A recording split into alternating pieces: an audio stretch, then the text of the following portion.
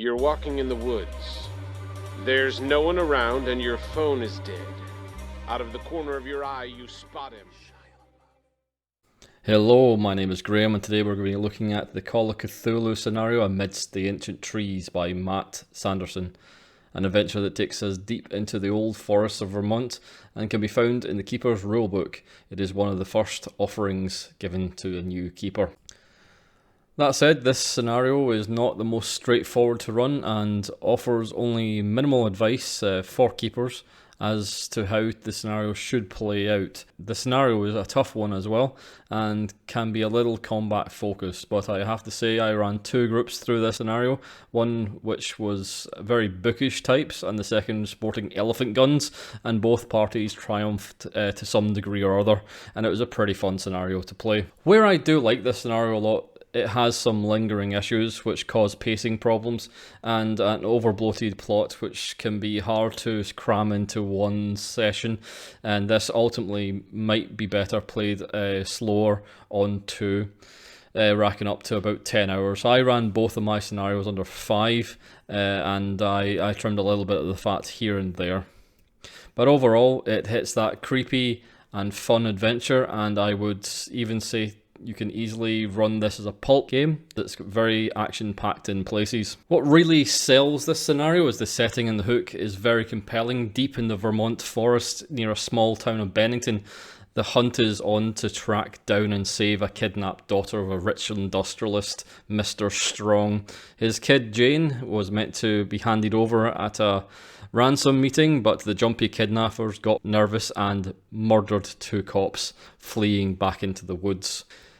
Beneath that simple premise, there is a deeper plot of Civil War deserters and the mythos deity Galaki, which has turned them into undead servants. They, in turn, find and will turn Mr. Strong's survey team, who are in the forest to test for unknown chemicals in the water where they plan to build a dam. It is a little convoluted, but it works. Bear with me. The events of the scenario take place over 3 days and 2 nights, and as any keeper can attest to, getting players to actually sleep can be a little bit of a nightmare. If players are feeling it's forced or they haven't done enough yet in that day, they'll be angsty to do something or get into some sort of action before they actually camp down for the night and go to sleep. So all in all, it's a good scenario for you to cut your teeth on in the world of pacing. The NPCs in this scenario are also bare bones, considering this scenario sits side by side with Crimson Letters in the core rulebook, which displays some of the best written characters that are being presented in a scenario. This one is stark and barren, with only a few lines of text summing up entire gangs of people, and nothing else given for any of the NPCs which could be encountered in the forest. So the keepers will have to put in some effort here to build interesting characters to interact with. I feel this is one of the largest oversights of the scenario and reduces the cast to faceless goons with no real backstory or care. However, there are a lot of them and they are more dressing than most scenarios would use them. But I still would have liked to see at least 2 or 3 of these NPCs brought to life more. Jane, Harris and Turner, for example, are good candidates for more deeper background and less one-dimensionalism, as you get to talk to these 3 at pivotal points during the story, which could have solved some problems later for pushing the players onward to solve the deeper, complex story. But we'll come back to that later on to show you what I mean. The opening scene has you going to Bennington and allows the players to wander the town and do some digging on Mr. Strong and his company before having to the meeting and listening to Sheriff Jenkins and Mr. Strong explain the situation. This scene is fine and it is necessary to explain what is going on in a decent way, but it's not very interesting and it's the first of the pacing problems. Allowing the players to head into town first and let them mess around really gives the scenario a very slow burn at the start. Adding to this problem is there's not a lot to find in the town at all, other than what you as a keeper would put there yourself, as no real explanations are given from anything in the town, and it is fairly minimum information, and it should be because you shouldn't spend a lot of time here. I moved this scene to a car park near the entrance to the woods, explain to the players They have joined the hunt and have been told they'll need camping equipment for at least 3 nights and should be armed. Have the sheriff assign volunteers into groups, with one of the groups being this party. The car park should be busy with NPCs all bustling around, and then have the sheriff and Strong address the crowd. You should inject busybodies and do-gooders and rivals looking for competition into the mix of the crowd. Even some people looking just to steal the ransom money, should they come across it in the forest themselves, and other nefarious characters you can get to join the hunt. This will keep the group interesting and build foreshadowing for meeting them again in the future later. You can even make this car park the place where the disastrous ransom went bad, and have them kick casings on the ground and find blood splatters when they start to look around. This cuts down the time and makes it snappier, and puts the PCs into the woods almost right away. Any information that they can be offered from the Bennington scene can be offered by rumour and local knowledge from the crowd, or asked directly of the sheriff and Mr. Strong. By condensing these scenes and putting them right up front, you can complete the scenario in about 5 to 6 hours rather than the 8 to 10 it probably should take. This scenario comes with a good timeline, and you will need it as there's a lot going on and moving around as the PCs travel through the woods. Get to know this inside out, but players can throw your schedule off if they choose to move quickly through the forest or very slowly. So let's talk a bit about pacing and abridged and unabridged play for a few seconds. These two options are your friends, and choosing which to use and when is how you're going to build travel. To achieve this, you need to seed small scenes of unabridged time where you as a keeper direct their attention to something interesting and they can interact with it for a few minutes to 10 minutes before moving on to more abridged time as they walk forward in the woods and go deeper. These can be personal moments or something in the distance that attracts their attention, and the scenario does offer you small events like this for the most part.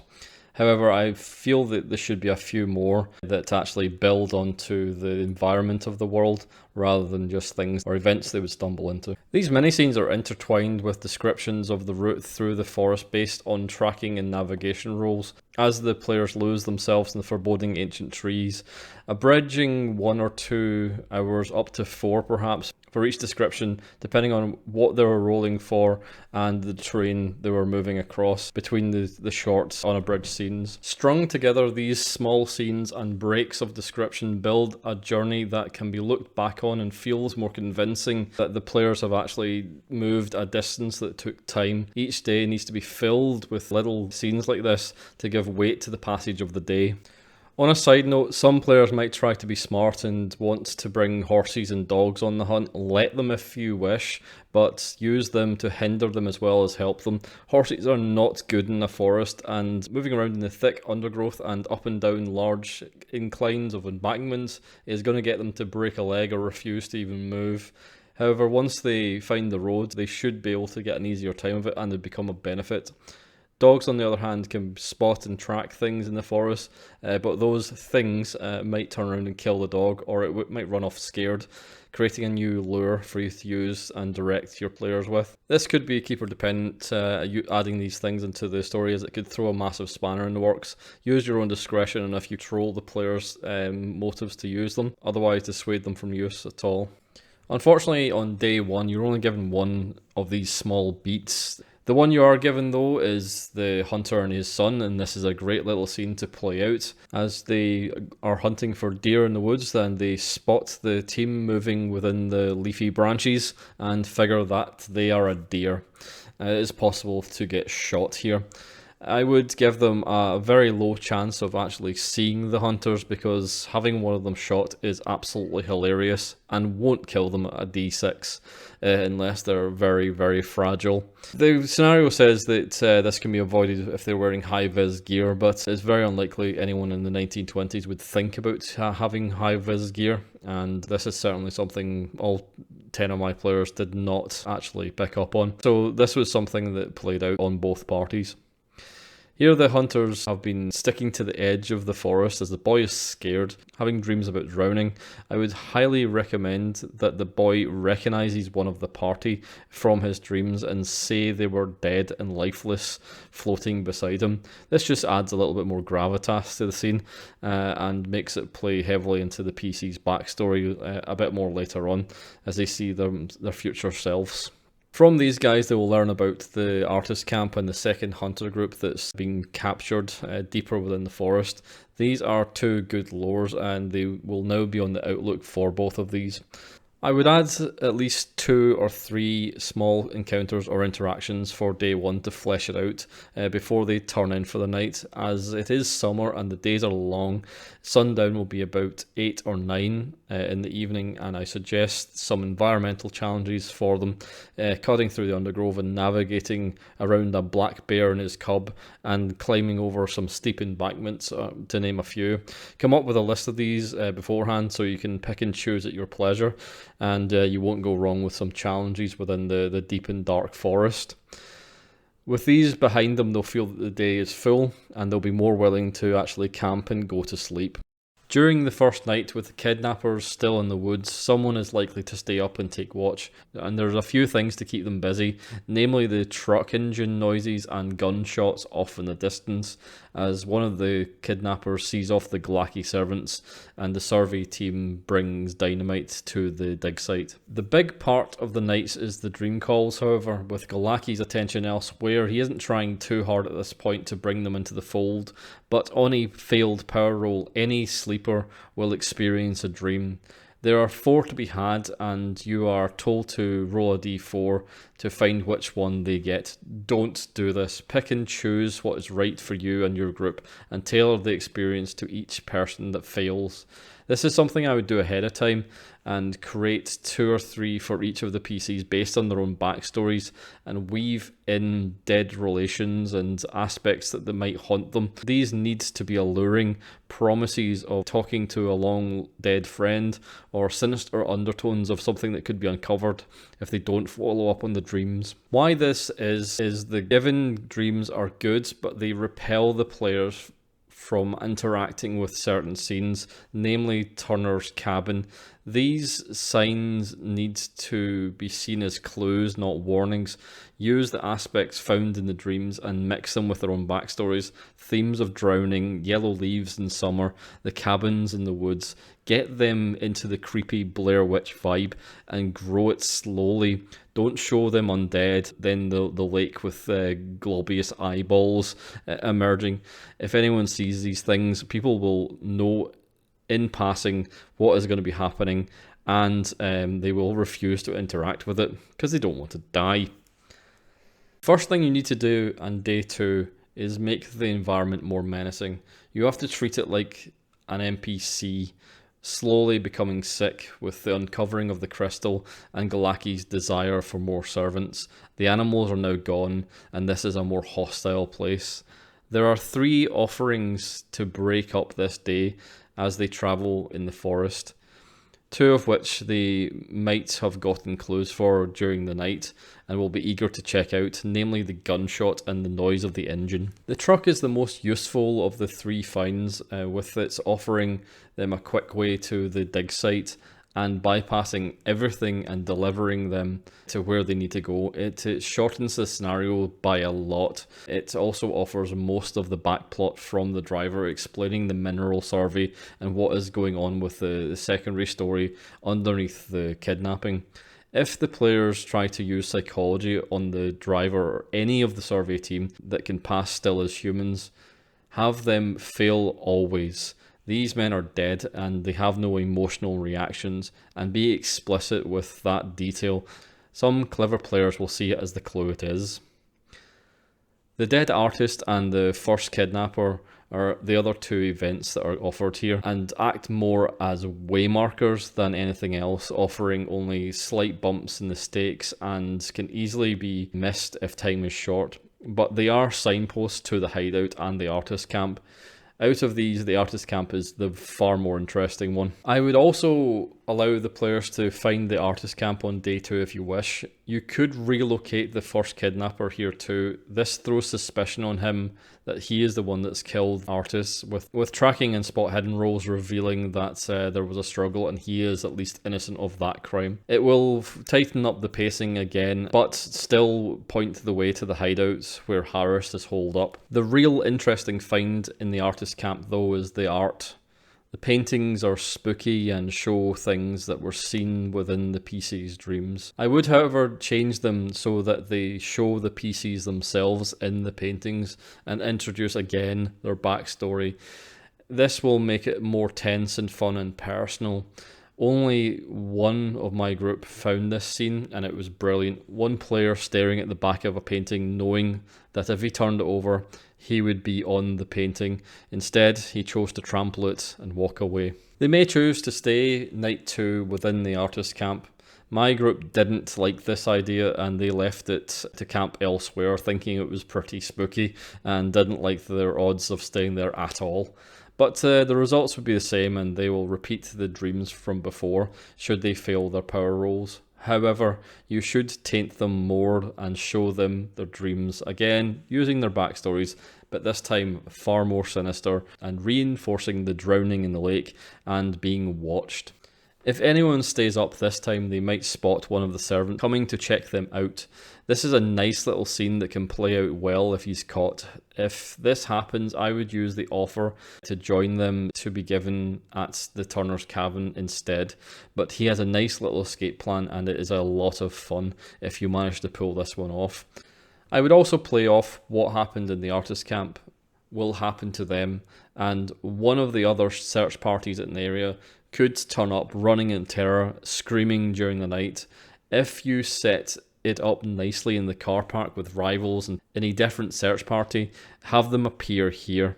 The players are likely to shoot and ask questions later. It is dark and they're hard to see, so they will probably try and kill them if they're on watch. This is a nice little callback to the hunters at the start, doing the exact same thing to them, and now they're the ones which actually are pulling the trigger.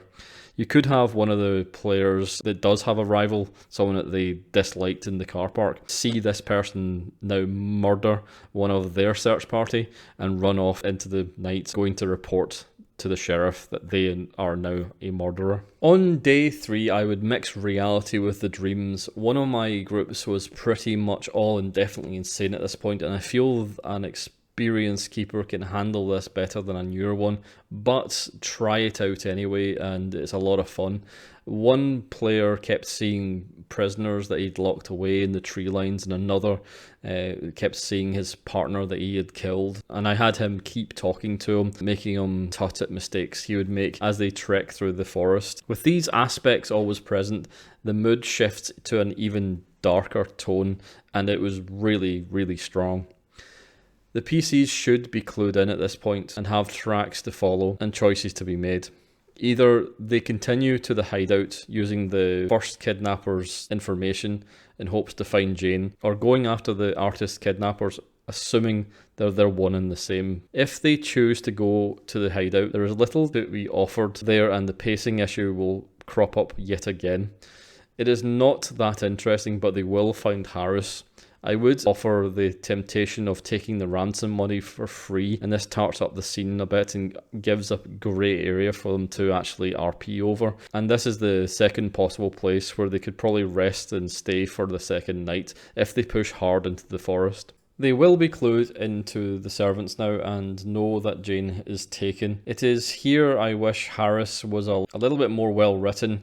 Having him insane is fine, but having him remorseful and wanting to save him from the horrors he saw in the morning is stronger and gives him more depth. Have the petty criminal want to help.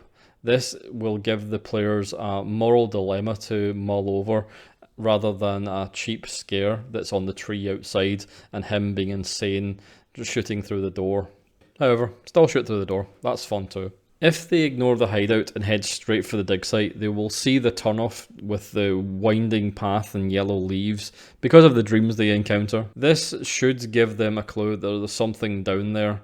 However, I played the dreams straight as presented in the scenario, and what I thought would happen definitely happened. The whole party, both of them, both went, "Ooh, there's something messed up down there, let's go this way instead," and completely ignored Turner's cabin, and neither of them played it out. Without changing the lures in the dreams to be more appealing, Turner's cabin is never going to be played, and it's a bit of an expedition dump anyway, and is not really required. It is nice for filling in the deeper levels of the plot, but it can be moved to elsewhere, like within the dig site and to the lakeside as well. The dig site is really the finale and should be played as such. Jane and some of the other hunters are being held here in one of the cabins. The site looks normal, and with an open invitation from the truck driver to visit, the party shouldn't be too suspicious. Well, that was if all the tracks and markers of violence for us weren't pointing all to this direction. Being the chatty sort of zombie, the foreman of the site is happy to talk to them and lead them round so they can see what is going on, but ultimately they will be shuffled into a cabin and attacked. At this point, I would give the offer, which is meant to be done at Turner's cabin, and show anything else you wish to steal from that scene here. Being intelligent zombies, these guys can also make the offer to hand Jane over if the PCs agree to leave. What's one girl in the grand scheme of Galaki getting part of his prison crystal? They are about to pull this thing out of the ground and hide in the lake anyway. She is nothing to them. If the players mention her early when they're being shown round, there is a potential of the zombies knocking her out cold and bringing out her body to give to them and say, "We found her in the woods, just go away now." And this is the second time I really wish Turner and Jane were more developed, as their motives could be quite different, and it matters how they react here, as being told just to leave and let all these people die could be a very nice, again, moral dilemma for the players to either achieve what they set out to or strive for something bigger and to stop a mythos creature from reaching one of its goals. I would also have an additional artist in the prison, as they can scream and cry over their friends being taken to the lake, giving them a signpost to that other scene, and have them, no matter what, if they're released, to run off in that direction to save them. Injecting the conversation again with the idea of moving on to the lakeside. Otherwise, they will probably not go to this scene. Being happy with saving Jane, they'll try to just leave and end the scenario there. With several workers on display trying to dig something out of the ground, the players may choose to sit and watch while the survey team pull the crystal out of the ground. If they do so, they will get the whole show. I would also have at the point the crystal is raised up and started to be transported for the prisoners to be moved out and seen by the players as they're shuffled off to the shore along with the crystal. No matter how this scene plays out, understand there is a lot of enemies here, and killing them is a long ass combat that will have to be played out, and it is brutal for the players, so be prepared. One of my teams came fully armed with shotguns and elephant rifles, and without them this scene would have been very, very bad for them indeed. If they don't do anything and follow and find the shoreline with the staked out artists and they still aren't ready to act, put on a show for them and be relentless. If they get to this stage, don't pull your punches and play everything up for the end of the world scenario it sort of is. Everything should go wrong here. No amount of elephant guns, hunting dogs and dynamites will stop it. Well, maybe dynamite, I suppose. There are crates of the stuff lying around. In conclusion, there is only a few options given in this scenario to get a reasonably happy ending, and most of the outcomes are pretty bleak. With the crystal not really being able to be destroyed, Galaki will kill anything that tangles with it as well, and he is always ready to make a lot of new servants. Best the players can really hope for here is rescuing Jane and getting away alive. Hampering the mythos is foolhardy, but not impossible. Burying the crystal and killing all the servants is the best solution to this scenario, but it's a damn lot of work, and the scenario could do with a bit more of an elegant solution other than just straight out combat to solve it. Ultimately, I do like this scenario a lot, but there is too much I'd want to change about it, and can't really warrant doing a pack for it, unfortunately, even though I almost did actually start one. It just doesn't run as is from the scenario, and I'd have to revise it to the point of rewriting it for me to be happy to do with it. And hopefully one day it will be revised and get these TLC fixes it deserves, and it could become a very beloved classic along with others in the actual line. But we'll have to wait and see if that ever happens. Until that time, I hope some of these ideas will give you some quick fixes and you will love it as much as I did. And with that, thanks for listening, and I'll see you again some other time. His head topples to the floor, expressionless. You fall to your knees and catch your breath. You're finally safe.